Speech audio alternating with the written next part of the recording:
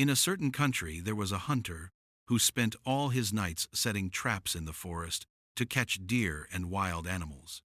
One evening, as he was walking through the forest as usual, he saw a number of wild ducks flying in the distance on the shore of a lake. When he noticed that the ducks were descending to rest with their wings spread, he took out his bow and arrow and went to the shore of the lake. As the hunter approached the shore of the lake, the ducks he had seen in the distance were no longer visible. Instead, he saw 6 beautiful girls wearing amazing feather cloaks made of duck feathers. As he got closer, he saw that the girls had taken off their feather cloaks and were running around in the lake. The girls were very beautiful. They were so beautiful that they were not called little girls. The youngest girl in particular was the most beautiful of all. The hunter's heart was set on this beautiful little girl. He slowly emerged from the bushes where he had been hiding, crawled on his chest, and approached the place where they had taken off their feather cloaks. When he realized that no one was watching, he gathered together and took out the feather cloak of that beautiful girl from among the feather cloaks that had been placed there. After this, he went back into the bushes and waited to see what would happen next. The girls spent as much time running around in the water as they could, playing and bathing, and then they returned to the shore of the lake. They did nothing special on the shore of the lake. They picked up the feather robes they had put down and began to put them on, but their youngest sister lost her feathered cloak, and she was left in shock. The girl and her sisters were confused by this misfortune. They spent many hours wandering around the lake looking for the feather cloak, but could not find it. When the rain began to fall, they said, "Our sister, now your luck has run out. We can do nothing for you. We must go, because we have lost you." They took their feather cloaks and flew away. When the hunter saw that the others had left, he came out of the bushes where he had hidden the feather cloak and came to where the girl was.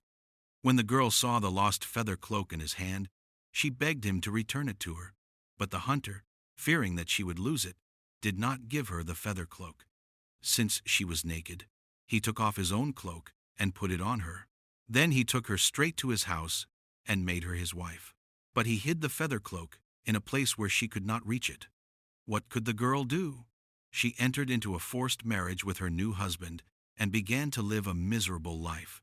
In this marriage, she gave birth to a son and a daughter for her husband. The children were very beautiful, just like their mother. The mother loved these 2 beautiful and similar children very much. One day, the little girl was playing hide and seek with her brother at home. She went down to the basement to hide. When she went down to the basement and tried to hide under the bed, she found her mother's feather cloak that her father had hidden.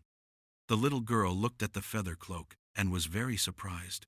She took it and gave it to her mother. The mother wasted no time in finding the feather cloak. She quickly took it from her daughter's hand and began to put it on. When she was finished, she gave it to her daughter. "When your father comes, tell him this. If you want to see me again, look for me in the place west of the moon, in the east of the sun. Tell him," and she's fly and disappeared. When the hunter returned from hunting in the morning, his wife was not at home. When he asked his children, he was confused, and the little girl told him, "If you want to see me again, tell your father to look for me in the place east of the sun and west of the moon," she said, and flew away. The hunter was very saddened by this misfortune. He loved his wife very much, so he left his house in search of her. On his journey, he kept asking about the place east of the sun and west of the moon. After traveling a long time, he found an old man lying on the road, groaning. He did not pass by them. He quickly picked him up and stood by him until he was well again. When the old man recovered, he asked the hunter where he was going. The hunter told him everything and asked if he had heard of the place east of the sun and west of the moon. The old man said, "I don't think I've heard of this place, but I can ask," and he took out a whistle from his pocket and blew once. The old man was the king of beasts. As soon as he blew the whistle, all the beasts living in the forest gathered in front of them, rushing in and out of nowhere. When the beasts gathered, he asked them, "Who among you knows the place west of the sun, west of the moon?" no beast was found. The old man turned to the hunter and said, "These beasts didn't know the place. Now I will send you to my brother, who is the king of the birds. He will ask the birds and tell you the direction." The old man told him where their brother was and sent him away.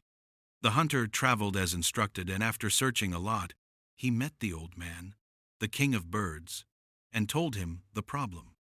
After the old man listened to the problem, he took a whistle out of his pocket and blew once. As soon as he blew the whistle, the sky was filled with birds and the area became dark. Immediately, all the birds that are said to live on earth came flying and gathered in front of them. As the birds gathered, the king of birds asked them, "Who among you knows the place east of the sun and west of the moon?" But still, no bird was found. At this time, the old man looked at the hunter and said, "These birds do not know their place.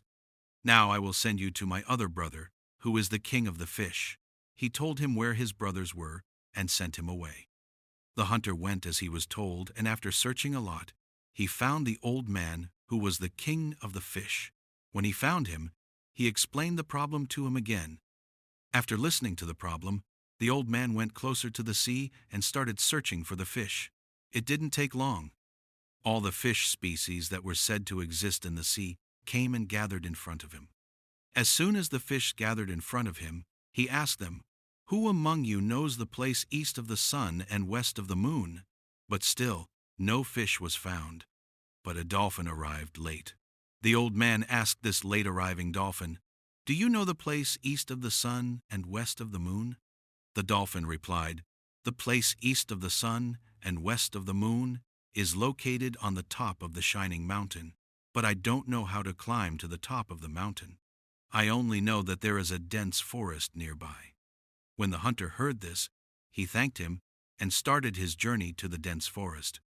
As he approached the forest, he found two men arguing on the road. The men, seeing him, approached him and asked him to reconcile them. The people say that when their father died, he left them two things. These two things were a hat and a shoe. The hat was special. The man who made this hat could not be seen by anyone. The shoe was also miraculous. The man who made this shoe could go anywhere in the air without any problems.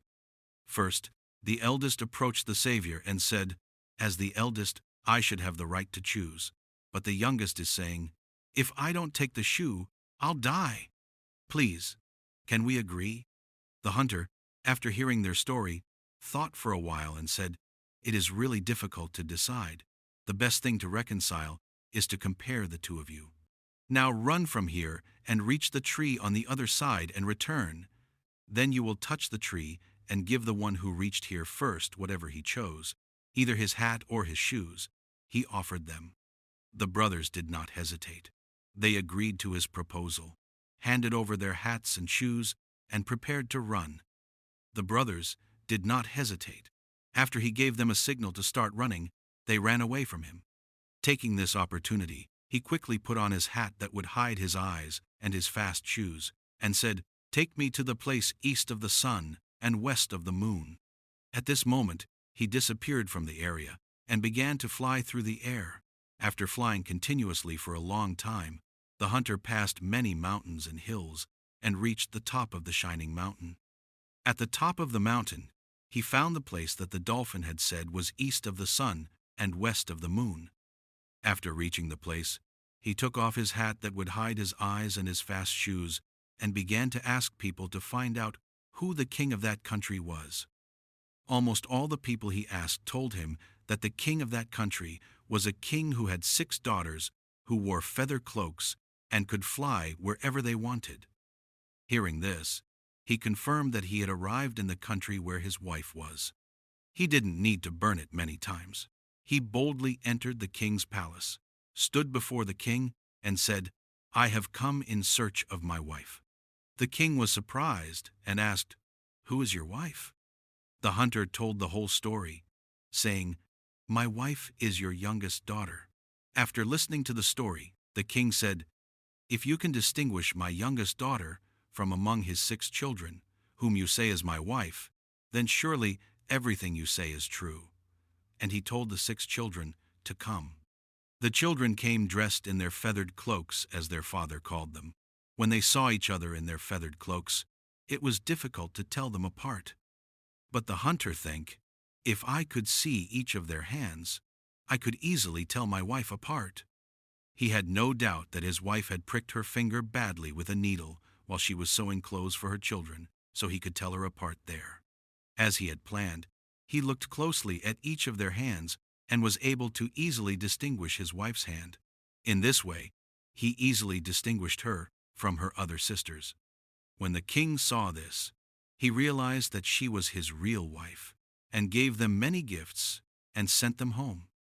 From that moment on, the hunter and his wife returned to their home and began to live happily with their children.